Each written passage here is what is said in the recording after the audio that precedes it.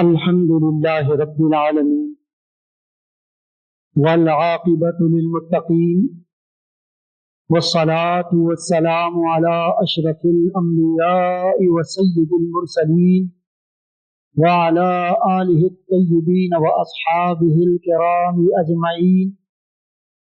أما بعد فأعوذ بالله من الشيطان الرجيم.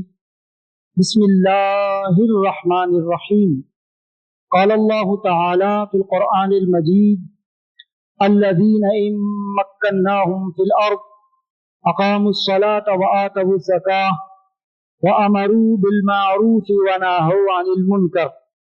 صدق الله خالقنا العظيم وصدق رسوله النبي الكريم الأمين ونحن على ذلك لمن الشاهدين والشاكرين والحمد لله رب العالمين.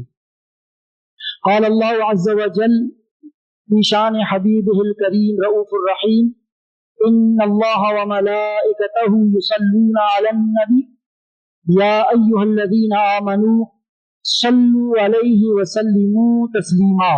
اللهم صل على سيدنا ومولانا محمد وعلى آله وأصحاب سيدنا ومولانا محمد وبارك وسلم صلاة وسلاما عليك يا سيدي يا سيدي يا سيدي يا رسول اللہ. محترم مکرم سامعین اکرام عزیزان گرامی قدر، اللہ سبحانہ و تعالیٰ کا کروڑ شکر اور اس کا احسان ہے کہ اس ذات پاک نے ہم سب کو نبی اکرم نور مجسم صلی اللہ تعالی علیہ وسلم کی امت میں پیدا فرمایا اور اپنے حبیب کریم صلی اللہ علیہ وسلم کے صدقہ پاک سے ہم سب کو ایمان اور اسلام کی دولت سے سرفراز فرمایا. آباء محترم، گزشتہ جمعۃ المبارک کو اور اس سے قبل بھی ہم نے یہ عرض کیا تھا کہ اسلامی اور فلاحی ریاست کے مقاصد کیا ہوتے ہیں. چونکہ اب یہ سفر المظفر کا مہینہ اپنے اختتام پر ہے اور پھر اگلا جمعۃ المبارک جو ہوگا وہ انشاءاللہ الرحمن وہ ربیع الاول شریف کا ہوگا. تو پھر سیرت پاک کے حوالے سے اور نبی اکرم صلی اللہ علیہ وسلم کے عظمت و شان کے حوالے سے، ختم نبوت کے حوالے سے گفتگو ہوگی اس پورے مہینے میں. تو آج ہم اس کو کنکلوڈ کرنا چاہتے ہیں، ورنہ پہلے یہ ارادہ تھا جب میں لاہور سے آ رہا تھا تو ذہن یہی تھا، چونکہ آج جو ہے وہ 24 سفر المظفر ہے اور شب جو ہے 25ویں لگ جائے گی، اور اس کے بعد ظاہر ہے اسی لیے میں نے کہا کہ اگلے جمعۃ المبارک ربیع الاول شریف میں آئے گا. تو حضور داتا گنج بخش علی اجمیری رحمۃ اللہ تعالی علیہ اور امام اہل سنت مولانا شاہ احمد رضا خان صاحب قادری بریلوی رحمۃ اللہ تعالی علیہ کے سیرت اور آپ کے عرس پاک کے حوالے سے جو محفل ہوگی، گزشتہ سال بھی ہم نے یہیں مسجد میں عشاء کے بعد بھی کیا تھا اس کو، ٹھیک ہے. اور یہ ایک اضافی تھے کہ رجب المرجب میں خواجہ صاحب کے عرس کی محفل، پہلے صرف خلفائے راشدین کی محفل ہوتی تھی اور باقی جو ہے شب عاشور، شب میلاد، شب معراج، شب برات، یہ اور ان میں اب محافل کرتے تھے اور خلفائے راشدین کے. تو یہ پھر دو اضافی محافل، چونکہ سفر میں ہی حضور داتا گنج بخش علی اجمیری تو 20 سفر ان کا عرس پاک ہوتا ہے اور 25 سفر امام اہل سنت مولانا احمد رضا خان صاحب فاضل بریلی رحمۃ اللہ تعالی علیہما کا عرس پاک ہوتا ہے. اس لیے تو وہ جو محفل ہوگی داتا صاحب رحمۃ اللہ علیہ اور امام اہل سنت مولانا احمد رضا خان صاحب فاضل بریلی رحمۃ اللہ تعالی علیہ کے حوالے سے وہ انشاءاللہ الرحمن آج جو ہے وہ بعد میں اناؤنس بھی کریں گے. تو وہ آج رات کو بعد نماز عشاء انشاءاللہ الرحمن بھی مسجد میں ہوگی. تو ان دو عنوانات کے تحت مختصر سی گفتگو انشاءاللہ الرحمن رات کو کریں گے.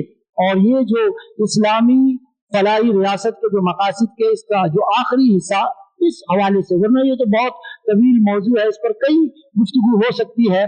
اور ہم چاہتے ہیں کہ ہمیں یہ معلوم ہو، یہ جو آج کل چلتا ہے نا، ہم نے یہ جب گفتگو کا آغاز کیا تھا تو ہم نے یہی عرض کیا تھا کہ بھئی پاکستان کو نظریے کی بنیاد پر آزاد کروایا گیا، مسلمانوں نے اتنی قربانیاں اس لیے دی تاکہ ایک امن والے معاشرے میں اپنے دین کے جو احکام ہیں، اللہ رسول کے جو احکام ہیں، ان کے مطابق اپنی زندگی گزارے. تو اب جو حکمران آتے رہے، اب حتیٰ کہ عوام کا بھی بعض لوگوں کا جو بہت زیادہ پڑھ لکھ جاتے ہیں نا، تو وہ اپنے آپ کو عقل کل سمجھتے ہیں، تو وہ کہتے ہیں، وہ یہ سمجھتے ہیں کہ پاکستان کی ترقی میں خاص طور پر ہم چونکہ پاکستانی اس لیے ہم پاکستان کی بات کرتے ہیں، وہ کہتے ہیں کہ پاکستان کی جو ترقی میں جو رکاوٹ ہے نا، وہ دین ہے، وہ مذہب ہے، یا مذہبی لوگ ہیں، علماء ہیں، وہ اس کی ترقی میں رکاوٹ ہیں۔ ہم حیران ہیں۔ اب آپ دیکھیں یہ جو اسرائیل ہے نا، ہم تو اس کو ناجائز ریاست سمجھتے ہیں، لیکن بہرحال انٹرنیشنل ورلڈ یعنی عالمی دنیا تو اس کو ایک ملک ہی سمجھتی ہے نا۔ پورا یورپ دیکھیں اس کے پیچھے کھڑا ہوا یا نہیں کھڑا ہوا، حالانکہ وہ ایک ناجائز ریاست ہے، قبضے کی بنیاد پر وجود میں آیا، اور یہ قبضہ پاکستان کی آزادی کے بعد ہوا، ٹھیک ہے، اور خالصتاً یہودیت کی نظریے کی بنیاد پر اس کو رکھا گیا، خالصتاً ان کا نظریہ یہی تھا کہ یہودیت یہاں پنپے گی۔ اور آج بھی آپ یقین کریں، ہم لوگ پڑھتے وڑھتے نہیں ہیں، اصل میں ہم تانا خالی علماء کو دیتے ہیں، مولویوں کو، کہ ان کو کچھ نہیں معلوم، نہیں انہیں بھی بہت کچھ معلوم ہے، لیکن بعض عوام جو ہے نا، چونکہ وہ باہر کے لوگوں کی سنتی ہے، امپریس ان سے ہوتی ہے، متاثر ہوتی ہے، تو وہ یہ سمجھتے ہیں کہ ان کو کچھ نہیں آتا، سب کچھ ان کو آتا ہے۔ تو اب آپ جو ہے نا تھوڑا اسٹڈی کریں، دیکھیں، آپ یقین کریں، یہ جو یہودی ہے نا، یہودی ہمارے یہاں تو الحمدللہ کوئی کنورٹ ہو کر مسلمان ہو جائے نا، تو ہم اس کے ساتھ بالکل اسی طرح بیہیو کرتے ہیں کہ جیسے ایک پیدائشی مسلمان ہوتا ہے، بالکل اسی طرح ہم کہتے ہیں یہ ہمارا بھائی ہے، اب اس نے کلمہ پڑھ لیا، یہ ہمارا بھائی ہو گیا، ایسا ہی ہے۔ لیکن یہودیوں کے یہاں یہ ہے کہ اگر کوئی معاذ اللہ کوئی کنورٹ ہو کر یہودی ہو جائے نا، تو وہ اس کو پکا یہودی نہیں مانتے، وہ کہتے ہیں Jewish is by birth Jewish, کہتے ہیں یہودی بس پیدائشی یہودی ہوتا ہے، بس اس کے بعد کوئی کنورٹ ہو وہ گزارا کرتے ہیں اس کے ساتھ، لیکن اس کو وہ پیور یہودی نہیں مانتے۔ اس حد تک وہ اپنے دین کو امپورٹنس دیتے ہیں، اہمیت دیتے ہیں، اور وہ اپنے دین سے، اپنے مذہب سے، اور اگرچہ اس میں بہت ساری تبدیلیاں ہو گئی، یہ خالص دین موصلی پر عمل نہیں کر رہے، لیکن جو کچھ دین انہوں نے سمجھا ہے، جو ان کے پاس یعنی تبدیل شدہ تورات موجود ہے، جو بھی ہے ان کے پاس جو احکام ہے، اس سے 1 انچ آج بھی پیچھے نہیں ہٹے۔ لیکن اس کے باوجود پوری دنیا کی معیشت اسی یہودیوں کے قبضے میں ہے۔ امریکہ بھی دم نہیں مار سکتا ان لوگوں کے سامنے، جو پریزیڈنٹ آ جائے، جو صدر بن جائے امریکہ کا، لیکن وہ اسرائیل کے پیچھے کھڑا ہی ہوتا ہے، یہ ان کی مجبوری ہے۔ اب دیکھو ان کی ترقی میں تو ان کا دین، جبکہ وہ اپنی دین سے آج بھی 1 انچ پیچھے نہیں ہٹے، اور ہم یہ سمجھ رہے ہیں کہ شاید ہم اگر دین سے ہٹیں گے نا تو پتہ نہیں ہم اتنے بیکورڈ ہو جائیں گے۔ نہیں، ہم نے دین کو سمجھا ہی نہیں ہے، ابھی ہم نے پیچھے آیتیں اتنی پڑھی، میں نے یہ بھی گزشتہ جمعۃ المبارک کو عرض کیا تھا کہ جو اسلام کا نظام معیشت ہے، جو اس کا اکنامی کا سسٹم ہے، دنیا کی کوئی نظام، دنیا کا کوئی نظام اسلامی نظام معیشت کا مقابلہ نہیں کر سکتا۔ یہ جو ہم نے آپ کو کیوں کہا، دیکھیں آپ کو یاد ہے میں نے یہ عرض کیا تھا کہ حضرت ابوبکر صدیق رضی اللہ تعالی عنہ نے جب ان سے کہا گیا اپنی تنخواہ اور سیلری مقرر کریں، تو انہوں نے کہا کہ بھئی جو ایک مزدور کی تنخواہ ہے اسی کے برابر خلیفہ کی بھی تنخواہ ہوگی، جب مزدور کی بڑھے گی تو خلیفہ کی بھی بڑھ جائے گی۔ اب آپ دیکھیں قرآن مجید فرقان حمید میں اللہ سبحانہ و تعالی نے ارشاد فرمایا ہے، سورہ الاحقاف میں اللہ تبارک و تعالی ارشاد فرماتا ہے کہ وَلِكُلٍّ دَرَجَاتٌ مِّمَّا عَمِلُوا وَلِيُوَفِّيَهُمْ أَعْمَالَهُمْ وَهُمْ لَا يُظْلَمُونَ۔ یہ سورہ مبارکہ کا نمبر 46 ہے، ٹھیک ہے، اور اس کی آیت نمبر 19 ہے۔ یہ اللہ تبارک و تعالیٰ نے فرمایا کہ جو کوئی عمل کرتا ہے، محنت کرتا ہے، مزدوری کرتا ہے، اس میں ان کے اسٹینڈرڈ ہیں، درجات ہیں۔ وَلِكُلٍّ دَرَجَاتٌ مِّمَّا عَمِلُوا، جو وہ محنत کرتے ہیں, जो वो अमल करते हैं, जो वो मजदूरी करते हैं, कहा कि उनके अमल में, मजदूरी में दर्जात हैं. अब आप देखें ना, मैं आपको मिसाल समझाता हूं. जब आप कोई घर बनवाते हैं तो एक होता है मिस्त्री और दूसरे होते हैं मजदूर, और इन मिस्त्री मजदूरों में भी बहुत सारे काम जानते हैं, बहुत सारे काम नहीं जानते. कोई टाइल लगाने का काम अलग करवाना पड़ता है, उसके पॉलिश करने के लिए, उसकी रंगाई करने के लिए अलग मशीन वाला बुलवाना पड़ता है. ये सब अलग अलग है ना. तो ये है दर्जात. अब मिस्त्री तो देखिए भाई, मिस्त्री पर डे के हिसाब से, फॉर एग्जाम्पल भाई मिस्त्री जो है 4,000 रुपए रोज की मजदूरी लेता है, ठीक है. और जो पत्थर उठाता है, ब्लॉक देता है, माल बनाता है, वो जनाब वो 1,600 रुपए लेता है, 1,800 रुपए लेता है. तो आगे वाले कुल्लन दर्जात मिम्मा अमीलू, फिर अल्लाह फरमाता है वलियुवफ्फियहुम आमालहुम. अल्लाह तबारक व तआला ने कहा है कि मैं भी हर एक के आमाल के मुताबिक पूरी पूरी मजदूरी देता हूं, पूरा पूरा बदला देता हूं. तो इसी तरह जो मजदूर जितना काम करेगा उसको पूरी पूरी मजदूरी दी जाएगी. वहुम ला युज़लमून, और उनके साथ कोई ज्यादती नहीं होगी. अब इसको, इस आयत को समझ में पढ़ लें. अब इसके बाद आप देखें, जो सरमायादाराना निजाम है, कैपिटलिज्म जिसे कहते हैं, जो आजकल मुसल्लत है, और जब भी ये मतलब ये है कि ये 20 कंट्रीज, ये 20 ममालिक का जो G20 कहलाते हैं, इनका जब इजलास होता है तो यूरोप के अंदर खुद इस सरमायादाराना निजाम के खिलाफ प्रोटेस्ट होते हैं, एहतजाज होते हैं, क्योंकि ये मजदूरों के लिए, मेहनत कशों के लिए, वर्कर्स के लिए ये निजाम सूट नहीं करता, ये निजाम सूट नहीं करता. अब मैं इसकी वजह आपको बताता हूं, ये तो आपने समझ लिया ना, वहां एहतजाज होते हैं. ये सरमायादाराना निजाम इस वक्त खुद यूरोप के लिए काबिल तस्लीम नहीं है, एक्सेप्टेबल नहीं है, और हम उठाकर हमने अपने मुल्क में इसको मुसल्लत किया हुआ है. देखिए, जो इस्लाम का निजाम मईशत है, या इस्लाम में जो मजदूर की उजरत है, यानी मजदूर की जो मजदूरी है, जो उसका बदला, उसको मुआवजा दिया जाता है, इस्लाम और दीन ये कहता है कि ये जो इंसान की जो मेहनत है ना, जो वो काम करता है, तो कहा कि ये काबिल खरीद जिन्स नहीं है. यानी मेहनत, मजदूरी कोई ऐसी चीज नहीं है कि इसको खरीदा जा सके, ऐसी चीज नहीं है. जबकि सरमायादाराना निजाम और कैपिटलिज्म के अंदर यही है कि मजदूरी जो है वो काबिल खरीद जिन्स है. अभी आप समझ जाएंगे, अभी आप थोड़े हैरत से देख रहे हैं ना, अभी आप समझ जाएंगे. जैसे वो मिस्त्री और मजदूर की मिसाल थी, आप समझ गए ना. अभी आपको एक मिसाल देता हूं. जब अगर सरमायादाराना निजाम पर चलेंगे ना, पता है उनकी नफ्सियात क्या है, उनकी नफ्सियात क्या है. ये जो आजकल सिस्टम चल रहा है, जो जो मुलाजिमत करते हैं, जो मुलाजिमत करते हैं, जो सेठ होता है, मालिक होता है, उसकी नफ्सियात, उसकी साइकी और उसकी सोच पता है क्या होती है कि कम से कम उजरत और ज्यादा से ज्यादा मजदूरी. उसकी सोच है, ये उसकी नफ्सियात है. क्योंकि सरमायादाराना निजाम में यह है कि मेहनत, इंसानी मेहनत जो है ना, वो काबिल खरीद चीज है. जिस तरह आप जब आप बाजार में सौदा लेने जाते हैं, कपड़ा लेने, जूता लेने, तो आप बार्गेन करते हैं ना, तो आपकी कोशिश क्या होती है कि भाई कम से कम कीमत में मैं इसको ले लूं. ये हमारी सोच है. ये वही सरमायादाराना निजाम सोच है. जो सेठ होता है वो मालिक होता है.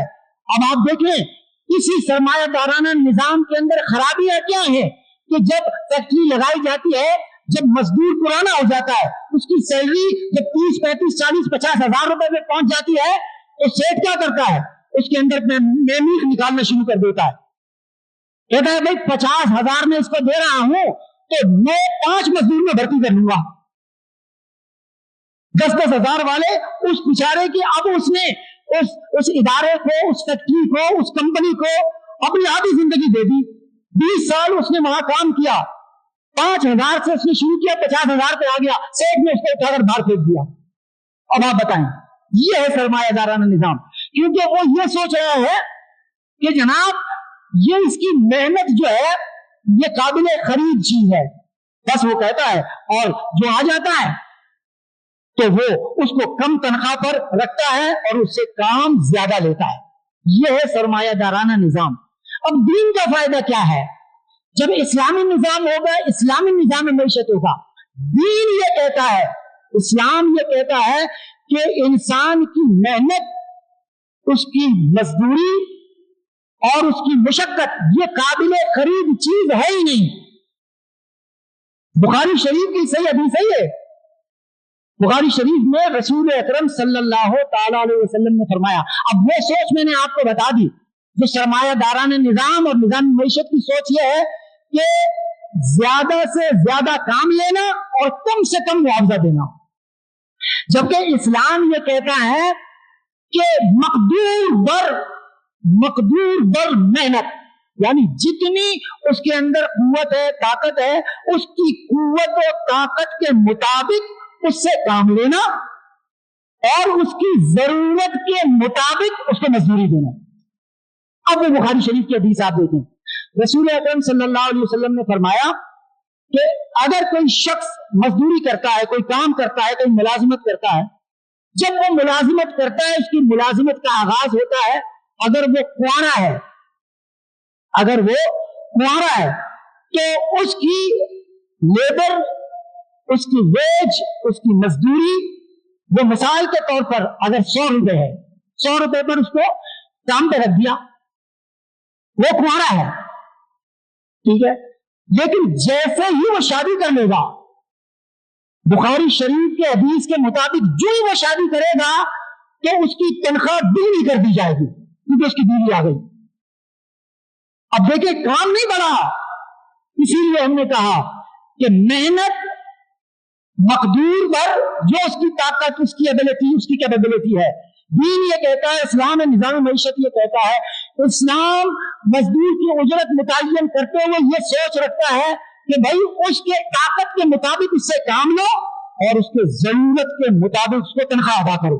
یہ اسلام کا نظام معیشت ہے، یہی ہے وَلِكُلٍّ دَرَجَاتٌ مِّمَّا عَمِلُوا وَلِيُوَفِّيَهُمْ أَعْمَالَهُمْ، اور ان کو کہا کہ پوری اجرت دی جائے گی اور ان کے ساتھ زیادتی نہیں کی جائے گی۔ اب جیسے اس نے شادی کی، کام اتنا ہی کر رہا ہے وہ، لیکن تنخواہ اس کو دگنی دی جائے گی۔ اب اس کے یہاں بچہ ہو جاتا ہے تو بچے کی ضرورت کے مطابق کام وہ اتنا ہی کرے گا، لیکن اس کے بچے کی ضرورت کے مطابق اتنی ہی اس کی تنخواہ میں اضافہ کر دیا جائے گا۔ یہ ہے اسلام کا مزدوری کے نظام کی اجرت۔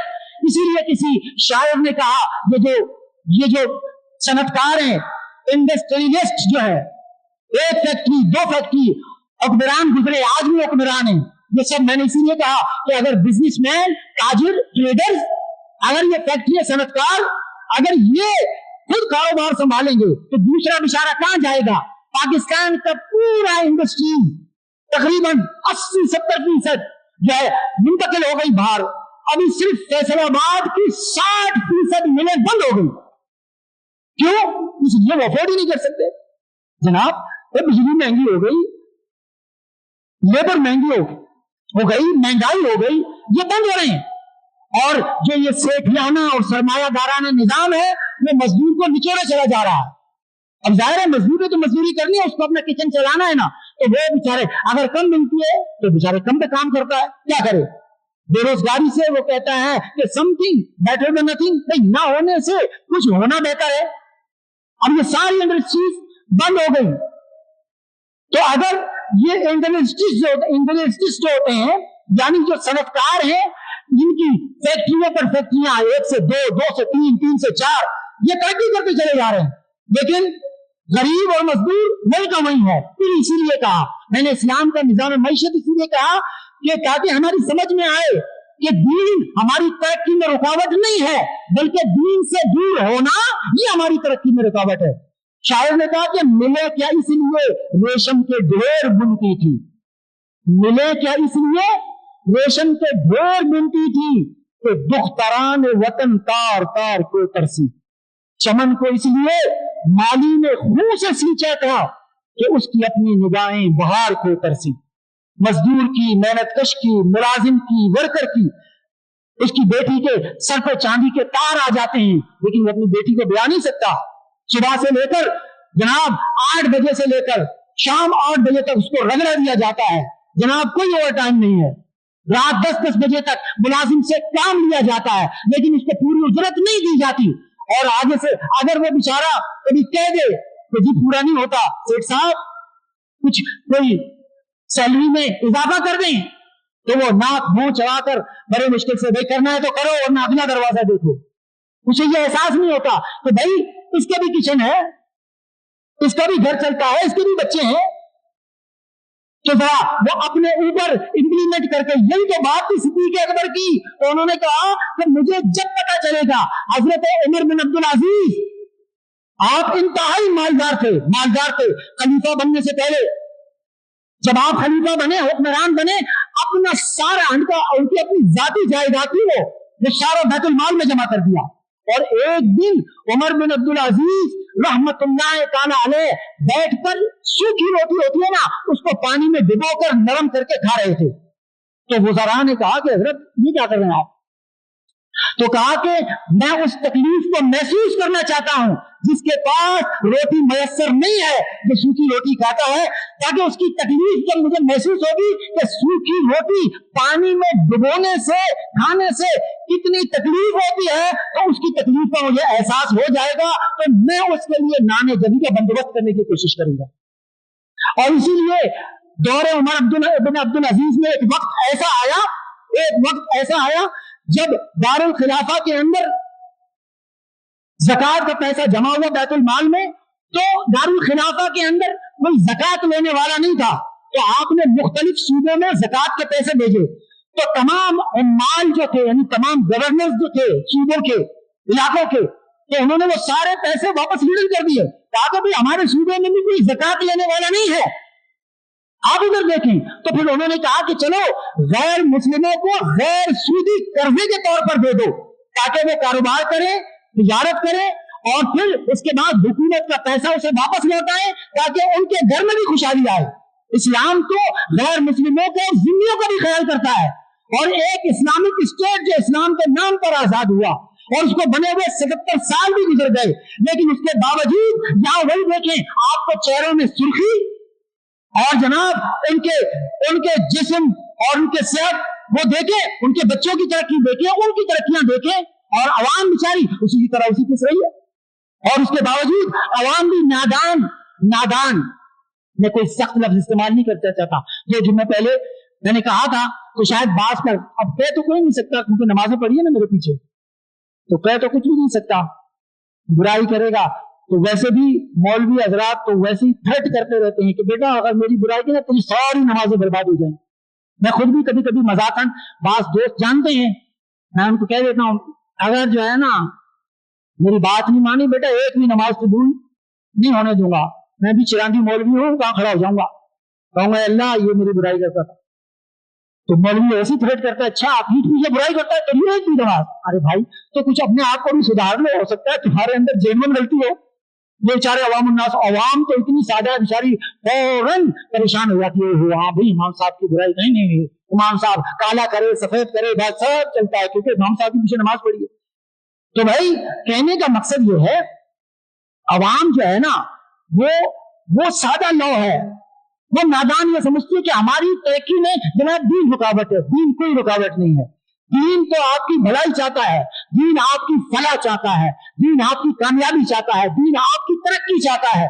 और तरक्की का राज मैं आपको पते की बात बता रहा हूं, आज मेरी बात में मर भी जाऊंगा, आप जाकर आज अपनी अपनी डायरियों में या दिल के खानों में कई जगह नोट कर लें कि हमारी तरक्की का राज, अगर हम इसी सिस्टम के तहत चलते रहे तो आप यकीन करें हम और तबाही के गड़े में गिरते चले जाएंगे, और गिरेंगे, गिरे हुए तो है लेकिन और जिल्लत और बर्बादी के तह में चलते चले जाएंगे, हालात अच्छे नहीं होंगे। एक बहुत बड़ा इकोनॉमिस्ट, मैं अहमद यूनिवर्सिटी पढ़ाने जाता हूं, तो वहां हेड ऑफ द डिपार्टमेंट से बात हो गई और मैंने वो कॉलम भी देखा, वो बहुत बड़ा इकोनॉमिक्स, उसने कहा कि उसने 5 वजूहात लिखी, वो पाकिस्तान की मईशत की तरक्की का कोई आगे मुस्तकबिल नहीं है। और पता है उसने, या देखे ना, उस मईशतदान ने तमाम पाकिस्तानियों को 5 मशवरे दिए, 5। सबसे पहला मशवरा जो उसने लिखा अपने कॉलम में, कहा कि जिससे बन सकता है ना, पहली फुर्सत में पाकिस्तान छोड़ के बाहर चला जाए, पहली फुर्सत में। एक साहब हैं इस वक्त, एक वक्त वो किसी इदारे में CEO लगे हुए हैं, 2.4 मिलियन, 24 लाख रुपए उनकी तनख्वाह है। लेकिन वो डिस्कस कर रहे थे कि यार किसी तरह जुगाड़ लग जाए, मैंने बात की हुई है, मैं कनाडा शिफ्ट होना चाहता हूं। पिछले 7 महीनों से इस चक्कर में लगा हुआ है। 24 लाख रुपए, तो जब 24 लाख रुपए वाला वो जान रहा है, क्योंकि वो पढ़ा लिखा है, वो खुद इस कंपनी को चला रहा है, चीफ एग्जीक्यूटिव ऑफिसर है, वहां का CEO है, वो कह रहा है 24 लाख कमाने वाला, वो कह रहा है कि बस मैं दाव चला रहा हूं, बस किसी तरह मामला फिट हो जाए और मैं पाकिस्तान से चला जाना चाहता हूं। मेरे अजीज पाकिस्तानी भाइयों, मैं खुद पाकिस्तान से मोहब्बत करता हूं। आपको पता है कि मैं मॉरिशस छोड़कर सिर्फ इसी वजह से वापस पाकिस्तान आया, अभी तक यही हूं। मुझे भी बहुत सारे मशवरे देने वाले अभी भी मौजूद हैं। कभी कभी हमारी भी तबीयत चाहती है, क्योंकि हालात और वाकयात ऐसे। तो वो 24 लाख तनख्वाह वाला लेने वाला, उसने कहा कि उस कॉलमिस्ट ने सही कहा है कि वही गुजारा नहीं होता। तो 24 लाख वाला जो बाहर जा रहा है, तो 24,000 वाला बेचारा किस खाते में है? अब आप समझ रहे हैं, ये सिर्फ दीन से दूरी की वजह से। हमारी कोई तरक्की का राज दीन से दूरी में नहीं है। जिस तरह इजराइल पूरा अपने दीन पर 1 इंच हटे बगैर यहूदियत पर हमला करते हुए इस वक्त अगर जाहिरन उसको सुपर पावर न भी कहा जाए, लेकिन सुपर पावर भी उसकी उंगली के इशारे पर चलता है। अमेरिका का कोई इलेक्शन इस यहूदियों की हिमायत के बगैर नहीं जीता जा सकता। इसीलिए जो हुक्मरान आता है, जो प्रेसिडेंट और जो सदर आता है, वो इजराइल के साथ खड़ा हुआ होता है, और हम जो है वो इन्हीं के पीछे चल रहे हैं। अब देखिए, इसमें कुछ किरदार फिर अवामुन नास का भी है। बस मैं एक बात करता हूं, फिर मैं बात खत्म करता हूं। देखिए, हमें भी, मैंने गुज़श्ता जुम्मतुल मुबारक को भी उस तरफ पहले इशारा किया, चूंकि फिर हजरत फारूक आजम रज़ी अल्लाह तआला अन्हु की हिदायत आपको सुना दी। उस वक्त भी यही कहा था कि लोग समझते हैं कि दीन से इस्लाम को छोड़ेंगे तो ही तरक्की करेंगे। ना, ये बहुत गलत सोच है। ये सोच हमारे जहनों में डाली जा रही है, खास तौर पर ये नौजवानों के जहन इसीलिए खराब किए जा रहे हैं। जो मैंने कहा ना भाई, वो जो CEO है 24 लाख रुपए लेकर, उसका जहन नहीं खराब किया था भाई, कोई मुस्तकबिल नहीं है जनाब। वो अपनी सलाहियतें अपने मुल्क की तरक्की के लिए इस्तेमाल नहीं कर रहा, उससे बदलन हो रहा है। लेकिन कुछ जिम्मेदारियां अवाम नास के अंदर, अभी मैं सफर से आ रहा था तो गुफ्तगू हो रही थी एक साहब से, एक मुसलमान था, लेकिन थोड़ा बहुत दीनी शऊर था। उसने भी यही कहा कि भाई अमालुकुम अम्मालुकुम। मैंने पिछले जुम्मा भी आपको ये अर्ज किया कि भाई जैसे अवाम होगी वैसे ही हुक्मरान होंगे। अब आप समझे, तो अवाम नास के भी कुछ करने के काम है। अब हमारा हाल क्या है मैं आपको बताता हूं। बस ये आखिरी बात है। यहां से एक शख्स जो है वो कारोबारी सिलसिले में जापान चला गया।